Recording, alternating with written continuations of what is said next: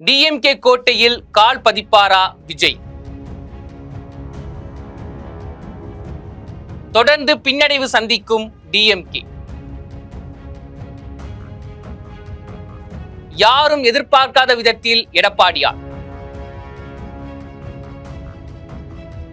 10 மணி நிலவரப்படி பின்னடைவை சந்திக்கும் சீமான்.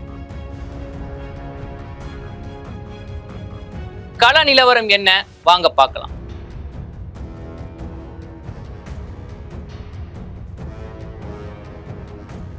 ஆச்சி மசாலா. எந்த சமையலும் ருசி தேடும் ரகசியம் 20 ரூபாய். கிங் டிவி சொந்தங்கள் அனைவருக்கும் வணக்கம். இந்த 2020 எலெக்ஷன் வந்து ரொம்ப பரபரப்பா போயிட்டு இருக்கு. அதாவது இப்போ 10 மணி நிலவரப்படி டிஎம்கே, ஏடிஎம்கே, டிவிகே, என்டிகே 4 பேருக்குள்ள தான் போட்டியா போயிட்டு இருக்கு. இதுல வந்து டிவிகே தான் முன்னிலை வகிக்குது. ஏன்னா மக்கள் சொல்லக்கூடிய விஷயம் என்னன்னா, இந்த வாட்டி டிவிகே தான் ஆட்சி அமைக்க அப்படின்னு சொல்லியிருந்தாங்க. ஆனா இப்போ இந்த 10 மணி நிலவரப்படி டிவிகே கிட்டத்தட்ட 90 இடங்கள்ல வந்து முன்னிலை வகிக்குது. டிஎம்கே வந்து 53, ஏடிஎம்கே 63 இடங்களையும் முன்னிலை வகிச்சுட்டு வராங்க. இல்ல என்டிகே வந்து இன்னும் அவங்களோட கணக்கை தொடங்கவே இல்லை அப்படின்னு சொல்லி ஆகணும். அதுலயும் முக்கியமா சொல்ல போனா சென்னையில வந்து டிவிகே தான் முன்னிலை வகிக்குது. அதுலயும் முக்கியமா வந்து வில்லிவாக்கத்துல ஆதோ அர்ஜுனா அவர்களும், தியாகராய நகர்ல புசி ஆனந்த் அவர்களும் முன்னிலை வகிச்சுட்டு இருக்காங்க. இதுல முக்கியமா தமிழக வெற்றி கழகத்தின் தலைவர் விஜய் அவர்கள் பெரம்பூர்ல தொடர்ந்து வந்து முன்னிலை வகிச்சுட்டு இருக்காரு. அது மட்டும் இல்லாம அவர் போட்டியிட்ட 2வது தொகுதி திருச்சி கிழக்குல வந்து பின்னர் அடைஞ்சிருந்தாலும் பெரம்பூர்ல வந்து முன்னிலை வகிக்கிறாரு. அதனால இவர் தான் ஜெயிக்க போறாரு அப்படின்னு மக்கள் பேசிட்டு இருக்காங்க. அது மட்டும் இல்லாமல் இதுல பார்க்க வேண்டிய விஷயம் என்னன்னு பாத்தீங்கன்னா, டிஎம்கேயோட சிட்டிங் 31 அமைச்சர்கள் பின்னடைவுல இருக்கிறாங்க.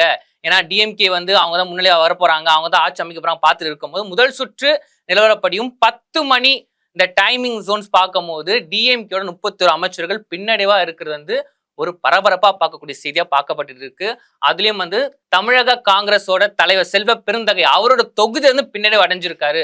அது மட்டும் இல்லாம காரைக்குடில சீமான் அவர்கள் வந்து ஜெயிச்சிருவாரு, அவர் தான் வந்து வெற்றி வாய்ப்பு சூடப்போறா அப்படின்னு அவங்கள கட்சி தொண்டர்கள் சொல்லிட்டு இருக்கும் போது இப்போ அவர் தான் வந்து மிகவும் பின்னடைவா இருக்கிறாரு. அங்கேயும் வந்து டிவிக்கு தான் முன்னிலை வகிக்குது. ஸ்டார்டிங்ல இருந்தே சென்னையோட கோட்டை யாரோடது பார்த்தா டிஎம்கே தான் அப்படின்னு சொல்லப்பட்டு இருந்துச்சு. ஆனா இப்போ டிவிக்கே தான் அதிகமா முன்னிலை வகிக்கிறாங்க. அதுலயும் வந்து எழும்பூர் தொகுதியில் ராஜ்மோகன் அவர் வந்து முன்னிலை வகிக்கிறாரு. 1000 விளக்குலயும் வந்து டிவிக்கே தான் முன்னிலை வந்து வகிச்சுட்டு இருக்காங்க. அப்ப இதெல்லாம் பார்க்கும்போது சென்னை கோட்டை டிவிக்கே பக்கமா போகுதா அப்படின்னு தெரிய வருது. அதுவும் தற்போதைய கால நிலவரப்படி வாணியம்பாட்ட டிவிக்கேவும், அம்பாசமுத்திர தொகுதியில காங்கிரசும் முன்னிலை வகிக்கிறாங்க.